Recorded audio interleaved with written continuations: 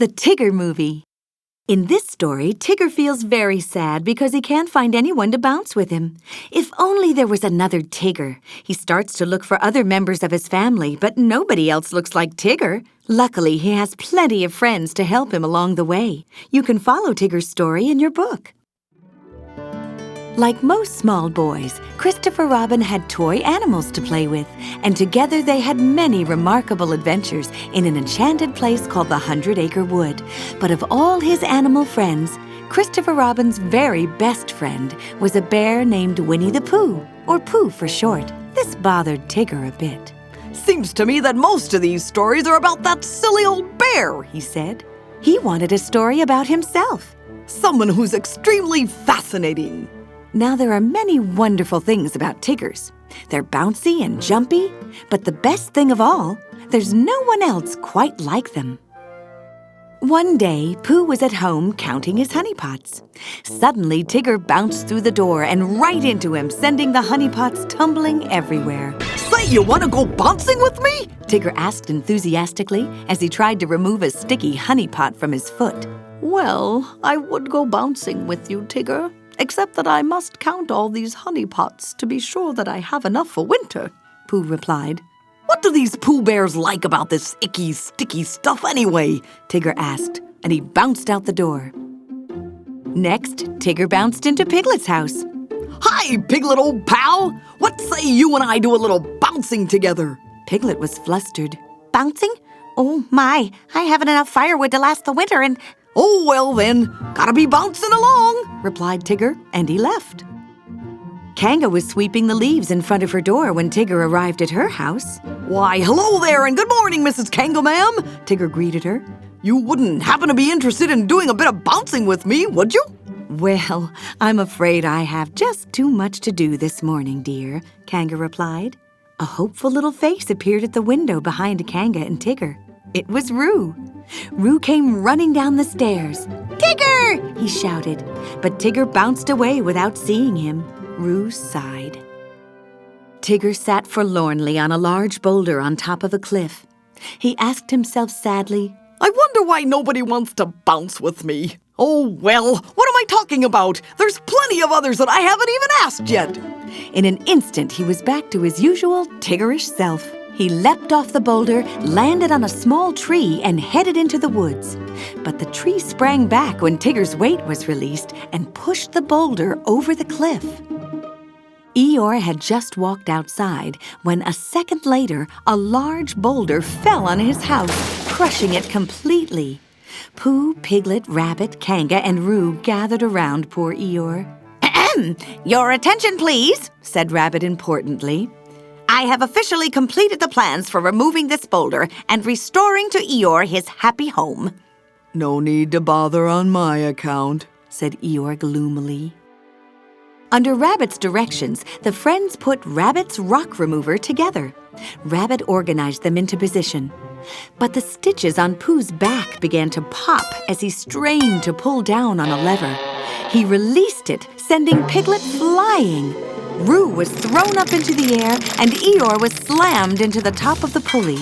As the friends tried to figure out what went wrong, Tigger jumped in, sending Rabbit and his plans flying. "Anyone up for a little bouncing?" Tigger asked. Rabbit said from underneath Tigger, "No bouncing. Just look at all this work we have to do." "What, moving that old thing? Not a problem. All you need is a little bouncing," Tigger said confidently. Tigger studied the boulder very carefully, noting one small spot on it. Then he twisted his whole body, including his tail, and released himself into the air. He spun into a very powerful bounce, propelling himself from tree to tree, and then headed for the very spot he had found. This launched Rabbit's rock remover, and the boulder with it. But everyone else was caught up too. The boulder rolled along the ground with considerable speed, dragging the remover and everyone behind it until they all landed in a stream. "Now that's out of the way. Who's up for a little bouncing?" Tigger asked cheerfully. Rabbit was furious. "Everything's ruined, and all you can think about is bouncing?" "But that's what Tiggers do best," Tigger said, looking around at the others for support. His friends were too busy wiping the mud from themselves. Tigger was confused. Piglet tried to explain. We really can't bounce like Tiggers anyway because, We're not Tiggers. said Pooh sadly. Tigger was disheartened at his friend's words. He turned and walked away, hanging his head. Tigger drifted off slowly through the wood without a single bounce. Who needs those other fellows anyhow? Usually I'm happy because I'm the only Tigger, but now I'm kinda lonely for somebody like me. Roo finally caught up to him. don't be sad, Tigger, he said. Why don't you go bouncing? That will cheer you up. No one to bounce with, Roo boy. Tigger replied sadly. Well, what about another Tigger? Roo suggested. Another Tigger? No, it's impossible. I'm the only one. But aren't there other Tiggers? Don't you have a family somewhere?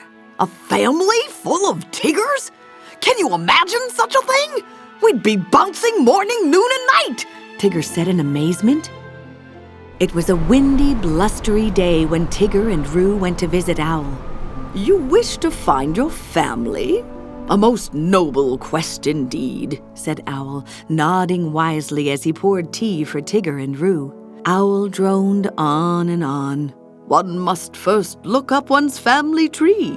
Tigger gasped. My family tree! Why didn't I think of thinking that? And so began Tigger's grand search for his family tree. He searched high and low. He searched near and far. Tigger, panted Roo, trying to keep up with him. Tigger, how are you going to know which tree is your family tree? Why, that's obvious, Roo boy, Tigger replied. My Tigger family tree has got to be the biggest, hugest, and most gigantical tree in the entire 100-acre wood. And besides, it'll be all stripy, just like yours truly. Tigger was discouraged. He couldn't find a single stripy Tigger tree anywhere. He and Roo went back to Tigger's house to look for clues. Tigger began pulling things out of a barrel, looking for anything that might lead him to his family. Just think, Tigger pondered. If there are other Tiggers, we could all bounce the whoop-de-dooper, loop-de-looper, alley-ooper bounce. Because it's the bounce that Tiggers do best. Roo was very impressed by the sound of this complicated bounce. The whoop-de... What kind of bounce? The hardest bounce of them all, that only the very best bouncers can bounce, Tigger boasted. I could bounce it, said Roo shyly, if you could teach me.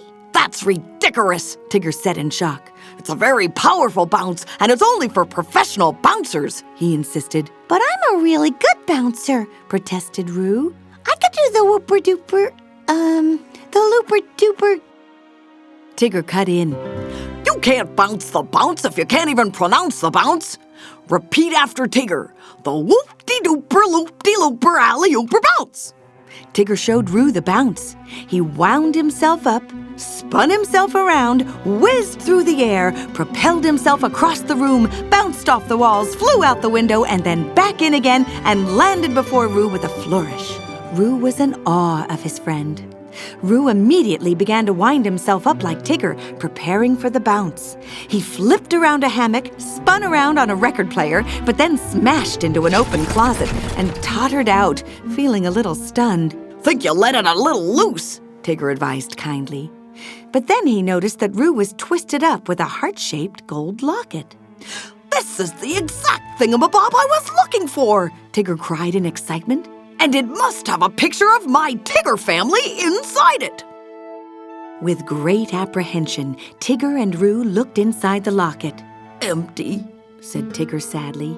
Completely Tiggerless. Maybe there's another way to reach them. Roo had an idea. A letter! Why don't you write them a letter? So Tigger wrote, Dear Tiggers, greetings and salutations. Please drop by any old time on account of my house is your house and vice versa. Love, Tigger. Tigger and Roo sat forlornly by the mailbox while the snow fell down. There was no response to Tigger's letter. Tigger sniffled and said, I might as well face it. There aren't any other Tiggers. But isn't that the wonderful thing about Tiggers? Being the only one? Roo reminded him. Tigger agreed, but then he said sadly to himself, Yep, I'm the only one. Roo wished he could do something to make Tigger feel better. At Owl's house, everyone gathered around the desk. Kanga, Roo, Pooh, Piglet, and Eeyore. Roo had asked Owl to write a letter to Tigger. Dear Tigger, he began, just a note to say... What shall it say? Owl asked the friends. Dress warmly, suggested Kanga as she wrapped a scarf around Roo's neck. Eat well, thought Pooh as he ate out of his honey pot. Stay safe and sound, advised Piglet timidly. Keep smiling, muttered Eeyore. We're always there for you, Roo added. Wishing you all the best. Signed, your family. Owl finished the letter. The next morning, everyone was awakened early by Tigger. Look at what I got! A letter from my very own Tigger family! I knew I had one! Tigger was so excited he could barely keep still. His friends smiled secretly at each other. A great big Tigger family full of uncles and aunties and grand Tiggers and second cousin Tiggers, and they're all just like me, and they're coming to see me tomorrow! Tigger shouted joyfully. The others gasped. Now, where did it say that exactly? Owl asked. Exactly nowhere, Tigger replied. But us Tiggers can read between the lines. Tigger was very busy preparing for his family. He added a family room to his house and decorated it for their reunion. There were Tigger stripes everywhere, streamers, balloons, posters, and a huge cake. In turn, Pooh, Kanga, Piglet, Eeyore, and Owl tried to explain about the letter. Tigger, there is a really important matter. But Tigger was too busy organizing his family reunion to listen. It was Roo who had the brilliant idea. All of them, Pooh, Piglet, Eeyore, Kanga, Roo, and Owl, were to dress up as Tiggers and visit Tigger, pretending to be his family. What we have to do is act real Tiggery. We have to do a lot of bouncing and say a lot of Tigger stuff, Roo told them all. But we don't know how to be a Tigger, Pooh said sadly. Yes, we do. Tigger will think we're his family if we just act happy, Roo explained. The others were convinced. Tigger paced frantically in his house. I wonder where they could be! He flung open the door, ready to go searching for his family, when suddenly, there they were, standing at the door. But of course, it was really Pooh, Piglet, Owl, Eeyore, Kanga, and Roo, dressed in their Tigger costumes. Is it really you? My very own one and only family? Tigger cried in surprise. Roo said, Gee, it's nice to have all us Tiggers getting together like this. Huh? Roo and Tigger decided they needed to bounce the whoop-de-dooper, loop-de-looper, alley-ooper bounce. Tigger gestured for Roo to go first. Roo did a great job, remembering all of Tigger's instructions, but he did land head first in a closet. Tigger was confused. A Tigger crashing into the closet while bouncing? But when Roo popped out of the closet, his mask became loose. Roo, what are you doing impersonating a Tigger? Tigger asked suspiciously. He turned to the others and began to pull their masks off. We only wanted to help, Tigger, explained Pooh. Tigger was very upset. Oh, now I understand. It was all a big joke. Well, that's all right, because somewhere out there's a Tigger family tree, and I'm going to find them. Ta-ta forever, he declared. Tigger slammed the door behind him and walked out into the howling blizzard. Rabbit, Pooh, Piglet, Roo, and Eeyore decided to go into the blizzard to find Tigger. They plunged deeper and deeper into the snow, all of them terribly cold and wet. They called and called for Tigger, but there was no answer. Meanwhile, Tigger was out in the blizzard too, desperately searching for his Tigger family. Suddenly, there in front of him was the biggest, hugest, and most gigantical stripedy tree in all the entire 100-acre wood! My family tree! Tigger was very excited. Tigger climbed all over the tree, calling out for Tiggers, but there was no answer. I thought you were always there for me, he said despairingly. Trudging through the snow, Roo found the giant tree and saw Tigger sitting in it. The friends hurried towards the tree, shouting for Tigger. Tigger saw something moving towards him, calling out his name. Looks like the whole family's finally here, Tigger shouted excitedly. He bounced down from the tree and was surprised to see Pooh, Rabbit, Piglet, Eeyore, and Roo. What are you guys doing here? You're not Tiggers, Tigger said in frustration. Just then, a loud rumbling could be heard through the snow. A huge avalanche began to build up, rushing towards them. The others were afraid. Tigger took control. No time for dawdling, not a second to waste. And he bounced them all up into the tree. But the avalanche rolled over Tigger. "Tigger!" shouted the others in fear. They saw Tigger on a huge rock, going down with the avalanche. The avalanche was heading down the hill and over the cliff. Roo had an idea. He wound himself up for the whoop-de-dooper, loop-de-looper, alley-ooper bounce. He bounced off the tree branches and landed on Tigger's rock, where Tigger was too exhausted to move. But as the rock rolled off the cliff, Tigger and Roo wound themselves into position and bounced their way back to safety in the tree. The storm gradually eased, and the friends realized that they had survived. Tigger was very proud of Roo.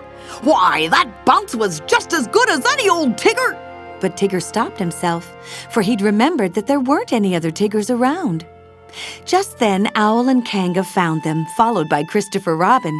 We were looking for Tigger's family, Pooh explained. The others recited Tigger's letter to him. Tigger was amazed. You mean you fellows are my family? The others nodded.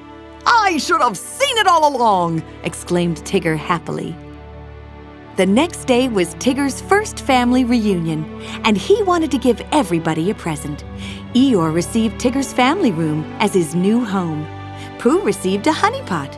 Piglet was happy to get a wheelbarrow full of firewood.